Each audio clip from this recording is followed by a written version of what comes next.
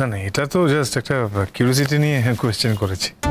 মানে তুমি কোথায় ছিলে এতদিন ধরে, তোমার প্রেসক্রিপশন, তোমার সমস্ত কিছু মানে একটু সব দেখভাল করে রাখতে হবে না, একটু দেখে রাখতে হবে না? যদি কোনো মেডিসিন থাকে সেগুলো তো ফলো আপ করতে হবে, তাই না? ও এখন একদম ভালো আছে। হ্যাঁ, মানে I am absolutely alright now, see perfect.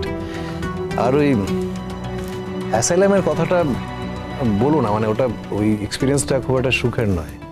So ঈশানদা, তোমার কি করে কি হলো, কি থেকে কি হলো, কি হয়েছিল, তোমার কি কিছু মনে আছে? দেখো, একটা অ্যাক্সিডেন্ট হয়েছিল, ব্যাস এইটুকুনি মনে আছে, এর বেশি আর কিছু মনে করতে পারছি না। আমি শুধু একটা জিনিস মেলাতে পারছি না, মানে যেখানে অ্যাক্সিডেন্ট হলো, যাকে তোলা হলো, তারা ধরে নিল সেই ঈশান, মানে সে মারা গেছে। কিন্তু সেদিন তো ঘটনাটা ঘটেনি, তাহলে তারা কি দেখলো? মানে সেদিন কি তাহলে দুটো অ্যাক্সিডেন্ট হয়েছিল ওখানে? দেখো মোহর, একই দিনে একই শহরে অনেকগুলো ঘটনা ঘটতে পারে। দুটো ঘটনা একই রকমের তো ঘটতেই পারে না, সেটা দিয়ে তো সবকিছু বিচার হয় না। হ্যাঁ, না না, মানে আমি এটা বোঝার চেষ্টা করছি, তুমি কি বলতে চাইছো? আমি মরে গেলেই ভালো হতো? ছি ছি শান্তা, এই কথাগুলো বলার কোনো মানে আছে? তুমি না একটু বদলাওনি, সেই আগের মতো আছো। তো বদলে গেলে ভালো লাগতো? আরে তোমার সঙ্গে জাস্ট জোক করছে, তুমি কেন বুঝতে পারছো? কাম ডাউন। আচ্ছা বলো তো, তুমি কবে, মানে তোমরা কবে আমাদের বাড়িতে আসছো?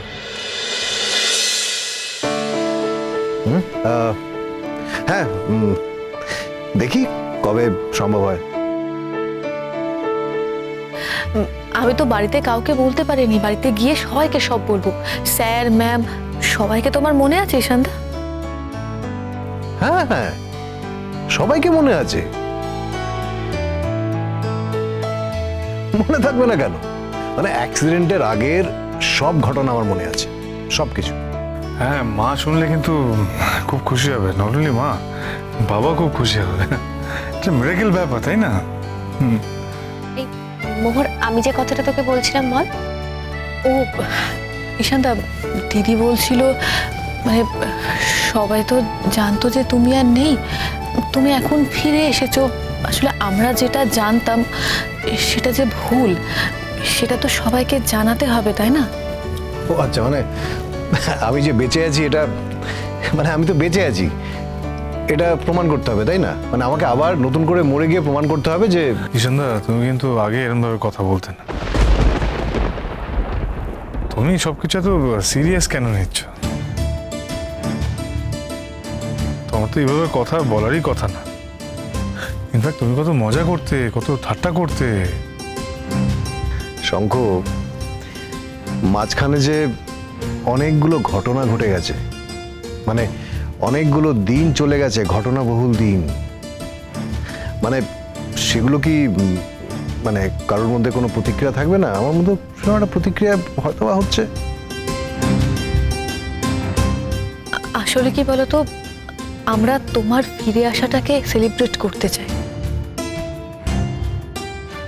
আসলে বোঝাতে চাও সবাইকে যে আমি ফিরে এসেছি, তাই তো? যদি ধরে নাও তাই, তাহলেই বা ক্ষতিটা কি? হ্যাঁ মোহর, একটু বোঝাতো ওকে। আমি ওকে কিছুতেই এটা বোঝাতে পারছি না। আচ্ছা ক্ষতিটা কি বলো তো? একটু তো আনন্দ হবে। একটা ভুল খবর, একটা ভুল ঘটনার পরিপ্রেক্ষিতে আমরা শেষকৃত্য পর্যন্ত করেছি। আমি আবার সিঁদুরও মুছে ফেলেছি। এখন যদি হঠাৎ করে আমি আবার সিঁদুর পরে বের হই, তাহলে লোকজন কি ভাববে? তাদের তো সবাইকে জনে জনে আমাকে বোঝাতে হবে। তাহলে একটা কাজ করো, কাগজে একটা বড় করে বিজ্ঞাপন দাও যে ঈশান ফিরে এসেছে। তুমি কি হার্ট হচ্ছ? তুমি যদি না চাও তাহলে আমরা এগুলো করব না। দেখো, সবটাই তোমার চাওয়ার উপর নির্ভর করছে ঈশান। এক্স্যাক্টলি, মানে তুমি যদি না চাও এখন তো তাহলে না না, তোমরা সবাই যখন চাইছো সেটাকে আমি অস্বীকার করে কি করে? আচ্ছা শোনো না, তাহলে আমরা সবাই মিলে ছোট করে একটা পার্টি করি, মানে একটু খাওয়া দাওয়া হবে, আনন্দ হবে। খবরদার, তোমরা খবরের কাগজকে খবর দিও না প্লিজ। মানে আমি আমি ওইটাকে ভীষণ ভয় পাই, ওটা করো না। কেন? তোমার ভয় পাওয়ার কি আছে? ইনফ্যাক্ট আগে তো তুমি খবরের কাগজের অনেকের সঙ্গে ফ্রেন্ডলি মেলামেশা করতে। এখন আমি সেটা চাই না। ঈশানদা, খবরের কাগজে কেন আসতে যাবে? আমরা তো বাড়ির লোকেরা মিলে পার্টি করব, বাইরের কেউ তো থাকবে না, সবাই নিজেদের লোক। কিন্তু ঈশান, আমি আমার গুরুজিকে অন্তত ডাকতে চাই। গুরুজি এবং আমার অন্যান্য সমস্ত বন্ধুদের।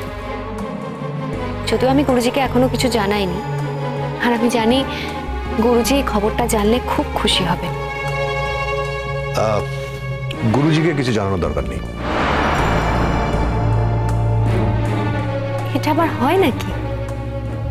তুমি ফিরে এসেছো আর সেটা গুরুজি জানবেন না?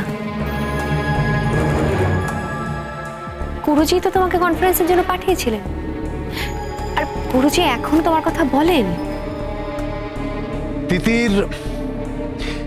তিতির, আসলে গুরুজি আমাকে দেখলেই শরৎ বাজাতে বলবেন। আমি শরৎ বাজাতে চাই না, আর বাজাতে চাই না। তাই আমি এটাও চাই না যে গুরুজির সঙ্গে আমার দেখা হোক, ব্যাস। এটা কোনো কাজের কথা নয়। হ্যাঁ, তুমি প্র্যাকটিক্যাল কথা বলো। মানে তুমি চাইছো যে দিদি যেমন বাজনাটা বাজাচ্ছে সেটা বাজিয়ে যাক, তুমি সেটার মধ্যে ইনভলভ থাকতে চাও না। দিদি, আমি যতদূর জানি সেটা ও নিজেও তাই চায়। ইনফ্যাক্ট আজকে এত নাম ডাক, এত যশ, মানুষজন এত চেনে, সবকিছু কিন্তু এই গান বাজনার জন্যে।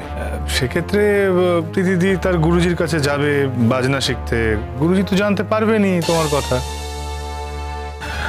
তারপরে যদি ডাকে তুমি যদি না যাও, সেটা খুব একটা ঠিক নয় আর কি, দৃষ্টিগত মানে এম্বারেসিং হয়ে যাবে। ওর ক্ষেত্রেও তাই না, এত লোকের কথা আমি ভাবতে যাব কেন?